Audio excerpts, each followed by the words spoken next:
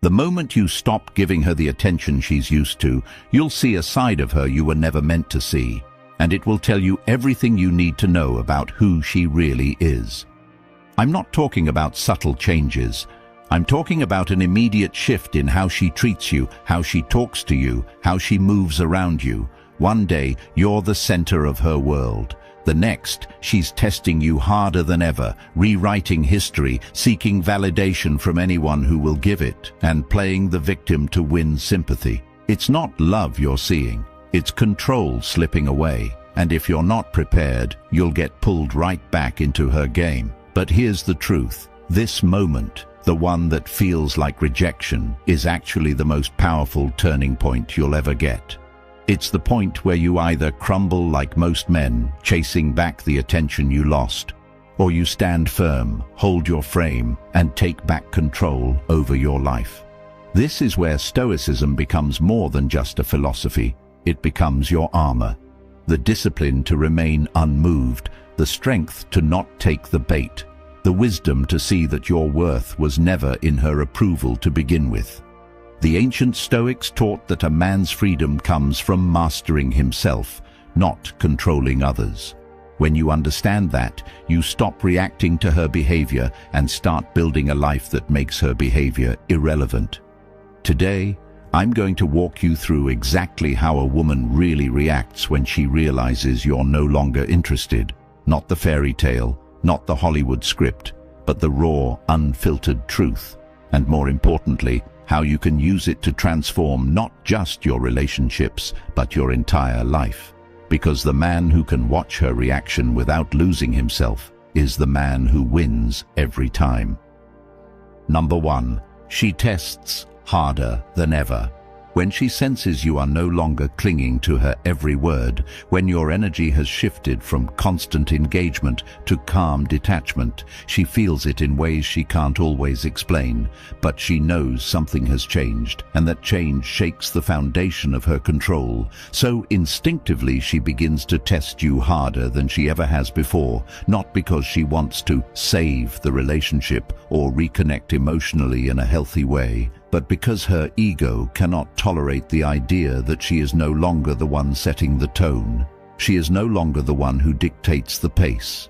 She is no longer the unquestioned priority in your daily life. And so she pulls out every tool she's used before, plus some you haven't seen yet. She might withdraw affection to see if you will chase her. She might suddenly act overly interested in another man and watch your reaction like a hawk. She might start arguments over trivial things just to provoke an emotional response that reassures her you're still emotionally invested. She might even test your loyalty by subtly inviting situations where you feel the urge to defend yourself, all of which are designed to pull you back into the role of the chaser. This is where most men fail because they confuse these tests with opportunities to prove themselves. But if you understand what's really happening, you will recognize that the more you jump to meet her demands, the more you confirm her dominance in the dynamic. So the solution is not to fight her, not to match her games, and certainly not to beg for her approval. The solution is to pass the test by refusing to take it, by standing so firmly in your own frame that no test can shake it. Which means you remain calm when she accuses you of changing, you remain composed when she acts distant, and you don't reward provocations with the attention they're designed to provoke, because every time you choose stillness over reaction, you reinforce the truth that your self-worth is not up for negotiation. And when you stop being predictable in your responses, you stop being controllable, which will either force her to adapt to the new dynamic or expose the fact that her interest was never about who you are, but about how much validation you could provide her. And the moment you realize this, you stop personalizing her tests and start treating them as signals. Signals that you are finally shifting the power back into your hands. Signals that your emotional energy is no longer freely available to be exploited. Signals that you have stepped into the position of the man who is chosen rather than the man who chases. And this is where you must double down on your focus on yourself. Because in moments like this, the temptation to slip back into old patterns is strong, so you train yourself daily to respond less and act more on your own goals. You use her tests as reminders to put more time into your fitness, your business, your mission, your friendships, and your peace, because a man whose life is full has no need to pass anyone's test. And the irony is, when you live that way, you pass them all without even trying.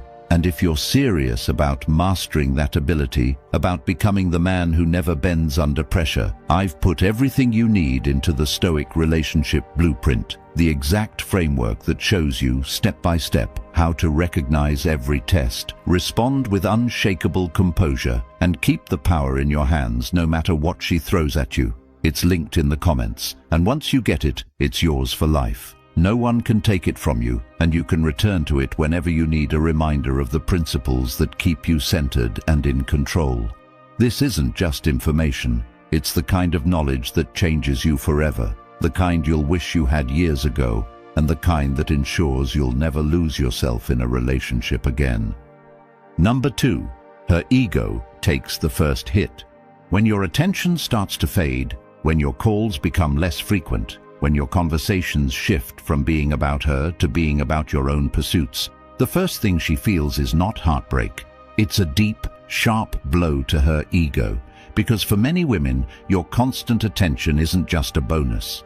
It's the fuel that reinforces her self-image as desirable, important, and in control. And when that fuel supply drops suddenly, she is forced to confront a question she may not have faced in a long time.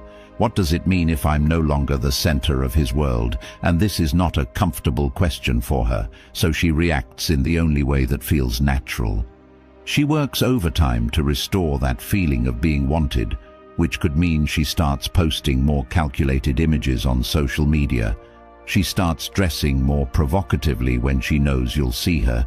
She might even casually mention the attention she's getting from other men, all with the unspoken aim of triggering your competitive instinct, so you return to giving her the attention she craves. And in this moment, you need to understand something critical. Her sudden uptick in effort is not a sign that she values you more. It's a sign that she values how you made her feel about herself. And if you take the bait and rush to reassure her, you reinforce the idea that her worth determines your behavior. But if instead you hold your ground, focusing on your own mission and refusing to feed her ego at your own expense, you send a message far more powerful than words. You show her that you can stand on your own, that your validation comes from within, and that your identity is not tied to how much you please her.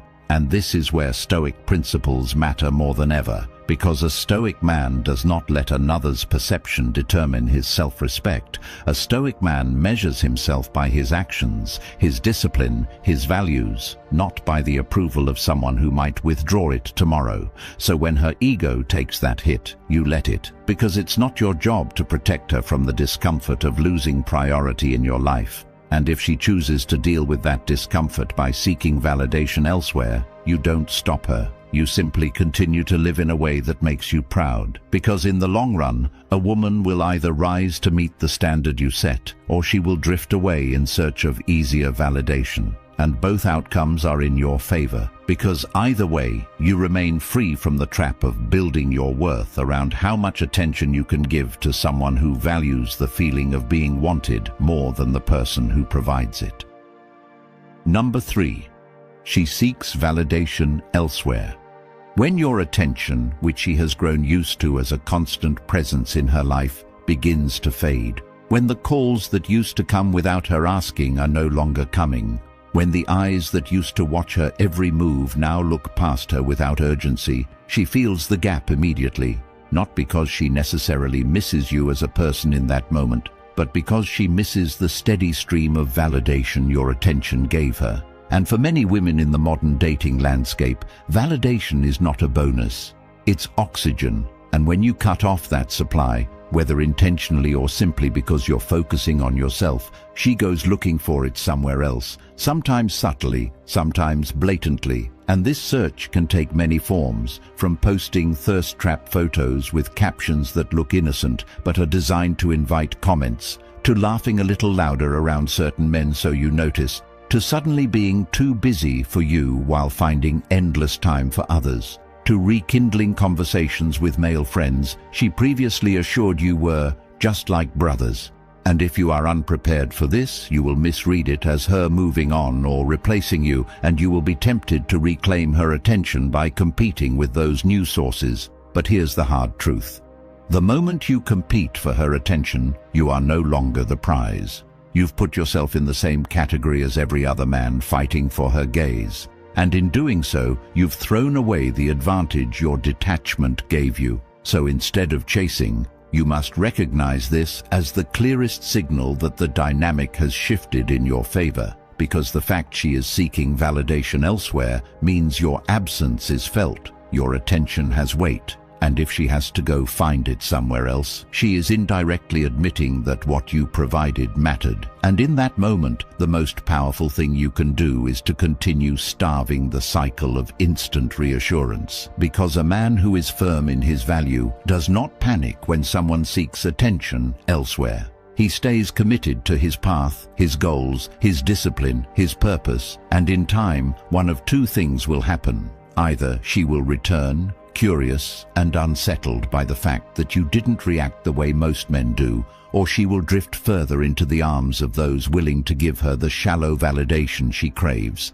And in both cases, you win, because if she returns, it's on your terms, and if she doesn't, you've avoided locking your self-worth to someone whose loyalty was dependent on a constant stream of ego-feeding attention.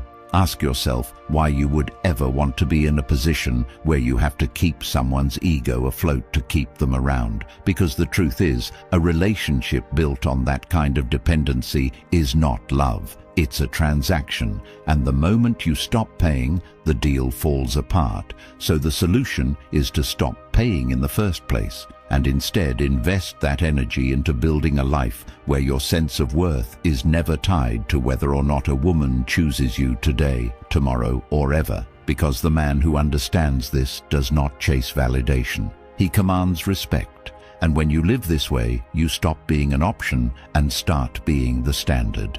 Number 4. Her respect for you spikes.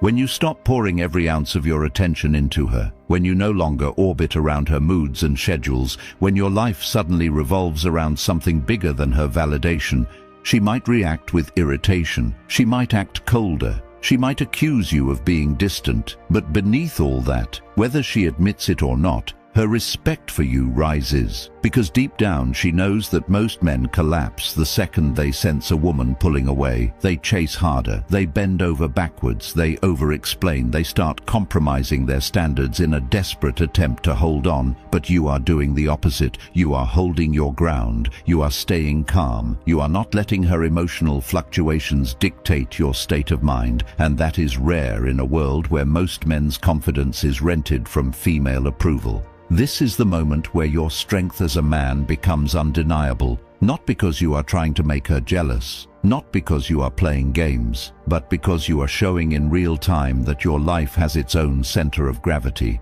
that your worth is self-generated, and that you are perfectly capable of walking away rather than clinging to a situation that no longer serves you. And the truth is, women may enjoy constant attention, but they cannot truly respect a man who has no backbone. Because respect is born from boundaries, from the awareness that you are not dependent on her to feel valuable. And when you live this way, your very presence communicates that you are a man with options, a man with standards, a man who knows his own mind. This is pure Stoicism in action, the philosophy of standing unmoved by the tides of approval and rejection, living by the words of Epictetus, who said, "No man is free who is not master of himself." And mastering yourself means you are not swayed by her attempts to test, provoke, or lure you into an emotional chase. Instead, you remain fixed on your mission, your health, your discipline, your financial growth, your creative pursuits, and by doing so, you teach her and everyone else in your life that if they want your time, they have to bring value to the table, not just expect it as a default. And here's where the transformation happens. The more you operate like this, the less reactive you become, the more you value your time, the more you see every interaction as a choice rather than a need. And ironically, this is when she often becomes more engaged, more curious, more drawn in, because the man who doesn't need her attention to function is the man who she instinctively respects, and that respect, unlike fleeting attraction, is the foundation for any relationship worth having. So if you take nothing else from this, take this: stop measuring your worth by how much of yourself you can pour into someone else. Start measuring it by how much of yourself you can retain, protect, and grow, regardless of who is or isn't in your life. Because the day you truly internalize that lesson is the day you stop being replaceable in any meaningful way. Number 5, she rewrites the past. When the reality sets in that you're no longer as invested as before, when the attention she once took for granted is no longer flowing toward her like an endless river, when you stop centering her in every decision and instead put your focus on building your life, she is forced to reconcile a truth she doesn't want to face. She is no longer the unquestioned priority in your mind. And for many women, rather than sit with that discomfort and reflect honestly on their role in the shift, it is easier to rewrite the past into a story that protects their ego and places them in a position of control. So you may hear through mutual friends that she's now claiming she wasn't really that into you, or that she saw the signs early on, or that things were off for a long time. Not because those statements are objectively true, but because they allow her to frame the situation in a way where she is not the one who lost something of value. And if you aren't grounded, hearing this can tempt you into defending yourself, setting the record straight, and proving the real version of events. But that is exactly the trap you must avoid, because the moment you start trying to correct her narrative, you step into her frame. You validate her importance by showing you care deeply about how she is portraying you. And in doing so, you reveal that you are still emotionally invested in her perception. But the truth is, her version of the past does not change the reality you lived. It does not alter the lessons you've learned, and it certainly does not dictate the future you are building. So instead of spending your energy fighting her revisionist history, you spend it on something far more powerful, living in such a way that the life you're building now speaks louder than any story she tells. Because no matter what words she uses, people notice patterns. And when they see you thriving, improving, and elevating, the contrast between her narrative and your reality becomes obvious. And over time, that quiet exposure is far more devastating to her ego than any direct rebuttal could ever be.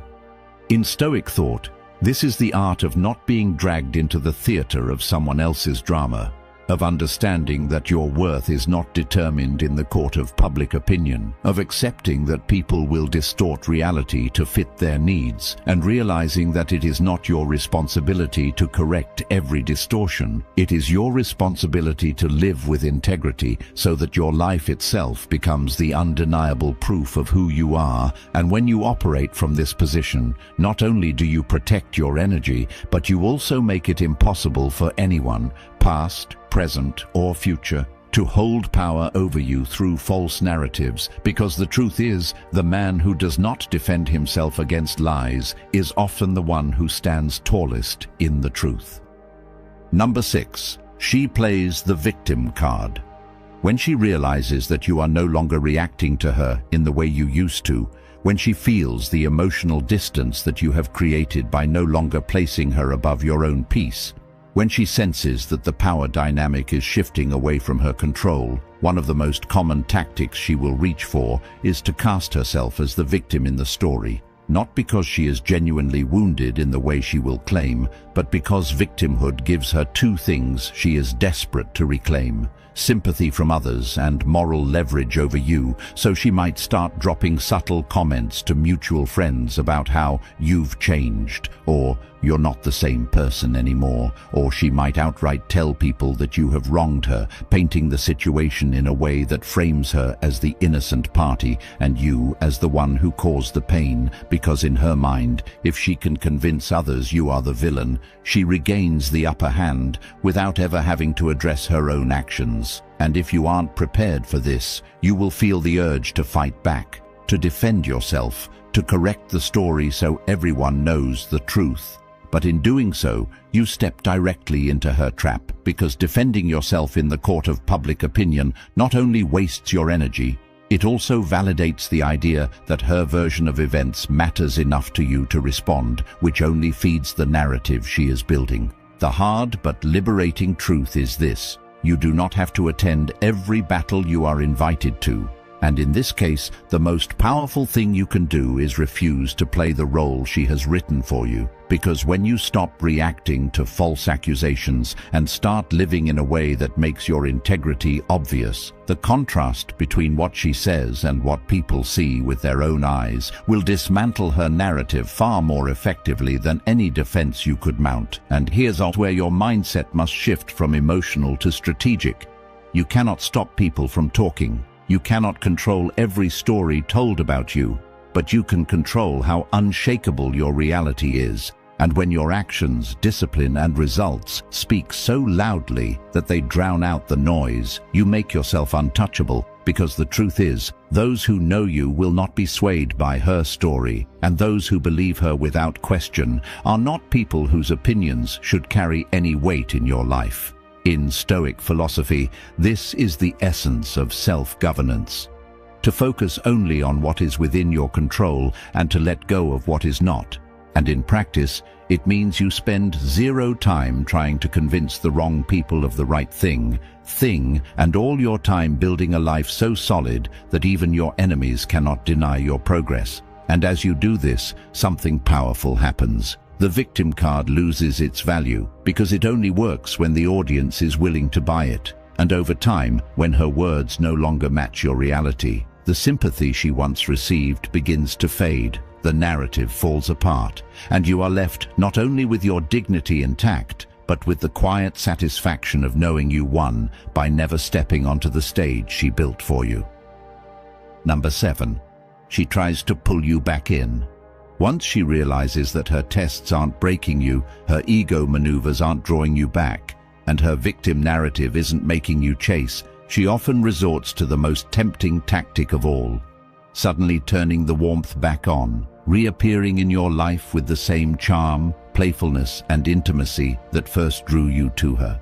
But this is rarely about genuine change or newfound appreciation for you as a man. It's a calculated move to re-establish the dynamic where she had the upper hand. So she might message you unexpectedly with a sweet memory, casually suggest meeting up, or even initiate physical closeness, all of which is designed to spark your emotions and trigger that old pattern where you drop your boundaries the moment she gives you the attention you've been conditioned to crave. And if you aren't brutally self-aware, you will mistake this as proof that she finally sees your value, when in reality it's often nothing more than a control check to see if she can still influence you at will, because if she can pull you back in after all her prior behavior, she knows she can keep you in a cycle of giving more than you receive. This is where you must pause and ask yourself a question that cuts through the emotion.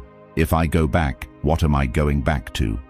Because in most cases, what you are returning to is the same pattern that caused you to step back in the first place, only now with the added knowledge that she is willing to manipulate the emotional climate to keep you tethered. And the danger here is not just losing the ground you've gained, it's reinforcing to yourself that your boundaries are negotiable. So the solution is to anchor yourself in your long-term vision rather than your short-term feelings, to measure her actions not by the temporary warmth she shows now, but by whether her behavior over time aligns with the standards you've set for your relationships. And this requires the discipline to resist the lure of instant gratification, to remember that the same person pulling you close now was comfortable testing, dismissing, or even devaluing you when she thought you'd never walk away. And unless there has been a clear and sustained shift in how she shows up, the safest and most self-respecting choice is to keep walking forward on the path you've built without her. Because when you do this, you send a message not just to her, but to yourself.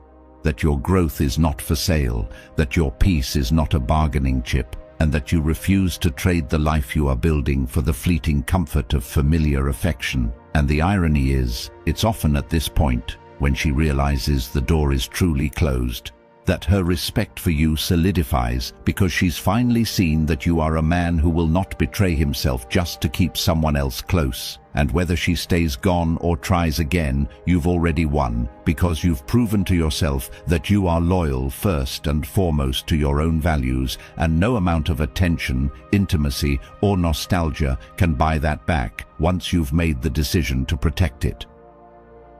Number 8. She moves on, but still watches. Even when she appears to have completely moved on, when you see her with someone new or hear through the grapevine that she's living her best life, even when she makes sure her social media is filled with pictures and posts that project happiness and progress, there is often still a quiet thread of curiosity connecting her to you. Because the truth is, a woman rarely forgets a man who stopped giving her what she expected and refused to be pulled back into the old dynamic.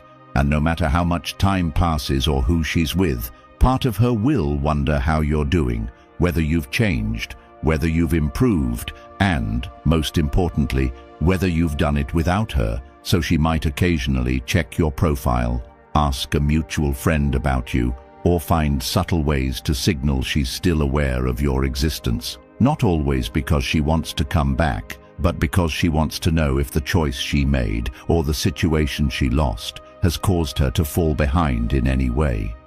The mistake many men make here is interpreting this quiet observation as a sign that she secretly wants to return, and they open the door without realizing that some people look back not out of desire, but out of ego. And the danger in letting her re-enter is that you might confuse her curiosity for commitment, when in reality she may simply want the reassurance that she could still have your attention if she wanted it, which keeps her in control of the emotional narrative. So the way you turn this situation to your favor is by making sure that what she sees, whether directly or through others, is a man who has not only moved on but has grown in every measurable way. Because when you build a life so strong, so fulfilling, and so aligned with your values that you would never trade it for the past, you take away the power of her watchful eye, and instead of feeling pressure or temptation from her lingering presence, you use it as fuel to keep building, to keep proving to yourself that your worth was never tied to her approval or attention. And in doing so, you make yourself truly untouchable, because whether she admits it or not, the silent respect that comes from seeing a man thrive without her is far deeper than the temporary attraction she may have felt before. And while she might still watch, she will do so, knowing that she is watching a man who will never again hand over the keys to his happiness, a man who has taken the lessons from that chapter and used them to write an entirely new story. And that, in the end, is the only closure you ever need. Not her apology, not her return, not her acknowledgement, but the undeniable reality that you have built something better for yourself. Something no one can take away, and the quiet satisfaction that comes from knowing she will always see it, even if she never says a word. Most men will never hear this, and they'll spend years chasing women who test them, disrespect them, and drain them, all because no one ever taught them how to stand their ground. But you're here now, and you have a choice. Keep living on repeat, or take the step that changes everything. The Stoic relationship blueprint isn't just a book. It's a weapon, a shield, and a map for any man who's tired of losing himself in relationships.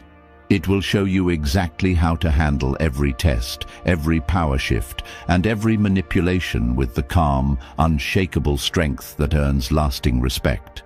And once you have it, it's yours forever. No one can take it from you. You can revisit it years from now and still sharpen yourself with the same principles that saved you today.